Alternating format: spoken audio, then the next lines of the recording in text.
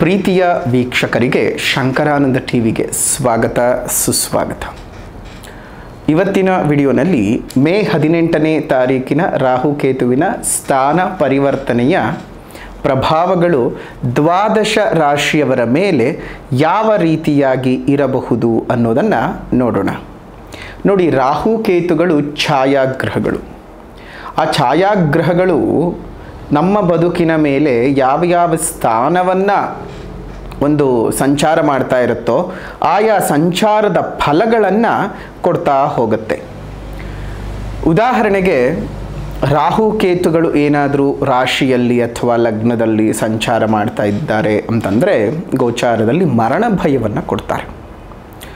ಅದೇ ರೀತಿಯಾಗಿ ದ್ವಿತೀಯದಲ್ಲಿ ಏನಾದರೂ ಸಂಚಾರ ಮಾಡ್ತಾ ಇದ್ದರೆ ಸಂಪತ್ತಿನ ಹಾನಿಯನ್ನು ತೋರಿಸುತ್ತೆ.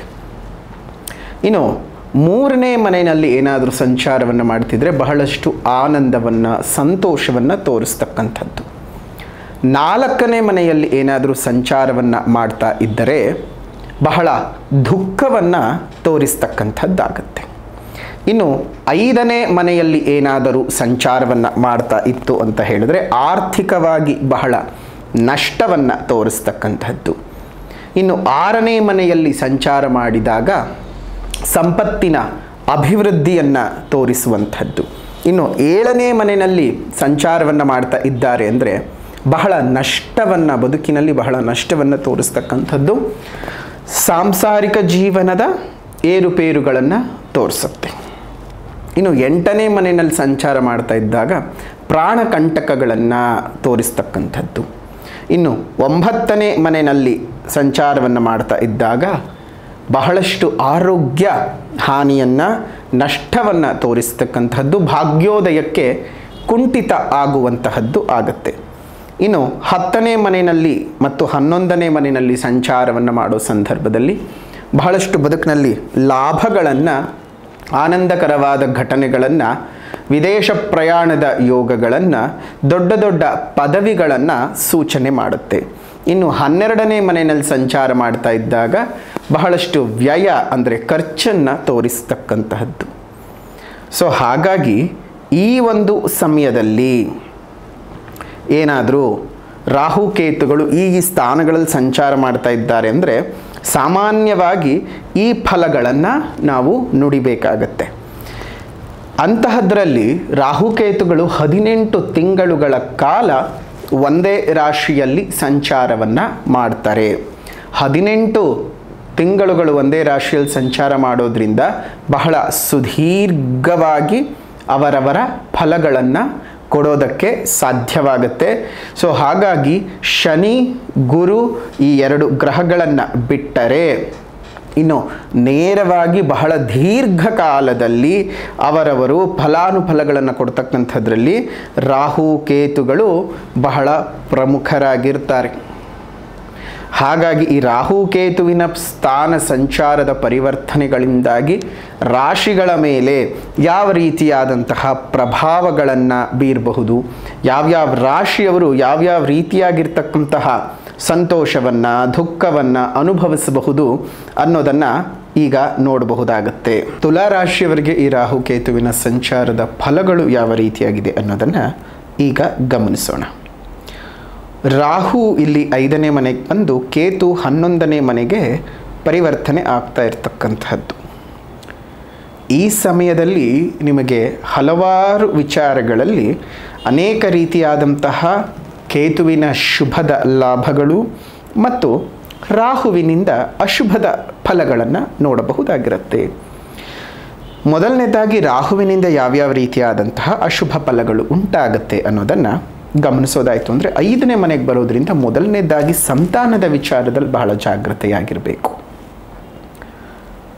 ಹಲವಾರು ನೋವುಗಳನ್ನು ನಿಮಗೆ ನಿಮ್ಮ ಮಕ್ಕಳ ವಿಚಾರದಲ್ಲಿ ನೀವು ನೋಡಬೇಕಾದ ಸಂದರ್ಭಗಳು ಬರಬಹುದು. ಮಕ್ಕಳ ಆರೋಗ್ಯದಲ್ಲಿ ಏರುಪೇರುಗಳಾಗ್ತಕ್ಕಂಥದ್ದು, ಮಕ್ಕಳಿಗೆ ಪದೇ ಅನಾರೋಗ್ಯಗಳು ಬರ್ತಕ್ಕಂಥದ್ದು, ಮಕ್ಕಳ ವಿಚಾರದಲ್ಲಿ ತೊಂದರೆ, ಅವರ ವರ್ತನೆಗಳಲ್ಲಿ ಬದಲಾವಣೆಯಾಗಿ ನೋವುಗಳನ್ನು ಅನುಭವಿಸ್ತಕ್ಕಂಥದ್ದು. ಇನ್ನು ಗರ್ಭಿಣಿ ಸ್ತ್ರೀಯರು ಬಹಳ ಜಾಗ್ರತೆಯಾಗಿರಬೇಕು ಈ ವಿಚಾರದಲ್ಲಿ. ಯಾಕಂದರೆ ಸಂತಾನದ ಸ್ಥಾನಕ್ಕೆ ಬರ್ತಾ ಇದ್ದಾನೆ ರಾಹು. ಬಹಳ ಹುಷಾರಾಗಿರಬೇಕು. ಬಟ್ ಆದರೆ ನಿಮಗೆ ಶನಿಯ ಅನುಗ್ರಹ ಮತ್ತು ಗುರುವಿನ ಶ್ರೀರಕ್ಷೆ ಎರಡೂ ಸಹ ಇರೋದ್ರಿಂದ ಬ್ಯಾಲೆನ್ಸ್ ಆಗತ್ತೆ. ಬಟ್ ಆದರೆ ಇವಾಗ ನೋಡಿ, ಹೊತ್ತಲ್ಲದ ಹೊತ್ತಲ್ಲಿ ಗರ್ಭಿಣಿ ಸ್ತ್ರೀಯರು ಎದ್ದು ಆಚೆ ಕಡೆ ವಾಕಿಂಗ್ ಬರೋದು ಕೆಲವರನ್ನು ನಾವು ಗಮನಿಸ್ತಾ ಇರ್ತೇವೆ. ನೋಡಿ, ನಿಮ್ಗೆ ಯಾರಿಗೂ ಭಯ ಪಡಿಸಬೇಕು ಅನ್ನೋ ಉದ್ದೇಶದಲ್ಲಿ ನಾವು ಹೇಳ್ತಿಲ್ಲ, ಜಾಗ್ರತೆಯಾಗಿರಿ ಅಂತ ಹೇಳ್ತಾ ಇದ್ದೀವಿ. ಮೊದಲೇ ನಮ್ಮ ರಸ್ತೆಗಳು ಸರಿ ಇಲ್ಲ. ನೀವು ರಾತ್ರಿ ಹೊತ್ತು ವಾಕಿಂಗಿಗೆ ಅಂತ ಬರ್ತೀರಿ, ಅದು ನೋಡ್ತಿದ್ರೆ ನಮಗೆ ಒಂದೊಂದು ಸಲ ಭಯವಾಗುತ್ತೆ. ಯಾಕಪ್ಪ ಇಷ್ಟೊತ್ತಲ್ಲಿ ಗರ್ಭಿಣಿ ಸ್ತ್ರೀಯರು ಇಷ್ಟೊತ್ತಲ್ಲಿ ಈಚೆ ಓಡಾಡ್ತಿದ್ದಾರೆ ಅಂತ. ಏನಿದ್ರು ಸೂರ್ಯ ಹೊತ್ತು ಮುಳುಗೋ ಹೊತ್ತಿಗೆ ನಿಮ್ಮ ವಾಕಿಂಗ್ಗಳನ್ನು ಮುಗಿಸ್ಕೊಳ್ಳಿ. ಹಕ್ಕಿ ಹಾರಾಡೋ ಹೊತ್ತಲ್ಲಿ ಹೋಗೋದು ಬೇಡ, ನೆಗೆಟಿವಿಟಿ ಫಾರ್ಮ್ ಆಗಿರುತ್ತೆ. ನೋಡಿ, ಹಕ್ಕಿ ಹಾರಾಡೋ ಹೊತ್ತು ಅಂತಂದರೆ ಈ ನಿಶಾಚಾರ ಪಕ್ಷಿಗಳು ಹಾರಾಡ್ತಾ ಇರ್ತವೆ. ಗೂಬೆ ಆಗಬಹುದು, ಬಾವಲಿಗಳಾಗಿರಬಹುದು, ಇನ್ನಿತರ ಪಕ್ಷಿಗಳಾಗಬಹುದು. ನಿಮ್ಮ ಗರ್ಭದ ಮೇಲೆ ಅವುಗಳ ನೆರಳು ಬೀಳಬಾರ್ದು, ನೆಗೆಟಿವ್ ಉತ್ಪತ್ತಿ ಆಗುತ್ತೆ. ಅದಕ್ಕೆ ನೋಡಿ, ಮಕ್ಕಳ ಬಟ್ಟೆಗಳನ್ನು ಸಹ ಸೂರ್ಯ ಮುಳುಗದ ಮೇಲೆ ಆಚೆ ಒಣಗಿ ಹಾಕಲ್ಲ ಯಾರು. ಇನ್ನು ಗರ್ಭಿಣಿ ಸ್ತ್ರೀಯರು ನೀವು ಆಚೆ ಹೋಗಿ ಈ ಥರ ಓಡಾಡ್ಕೊಂಡು ಬರ್ತೀರಾ, ಸ್ವಲ್ಪ ಅದ್ರ ಬಗ್ಗೆ ಸ್ವಲ್ಪ ಕಾಳಜಿಯಾಗಿರೋವಂಥದ್ದು ತುಂಬಾ ಒಳ್ಳೆಯದು. ಇನ್ನು ಸ್ವಲ್ಪ ಮಟ್ಟಕ್ಕೆ ಒಂದಿಷ್ಟು ಅನಾರೋಗ್ಯಗಳನ್ನು ತಂದು ಹಾಕುವಂಥ ಸಾಧ್ಯತೆಗಳಿದ್ದಾವೆ, ಹುಷಾರಾಗಿರಬೇಕು. ಇನ್ನು ಕೇತುವಿನಿಂದ ಬಹಳ ಲಾಭದ ನಿರೀಕ್ಷೆಯನ್ನು ಸಹ ನೀವು ಮಾಡಬಹುದು.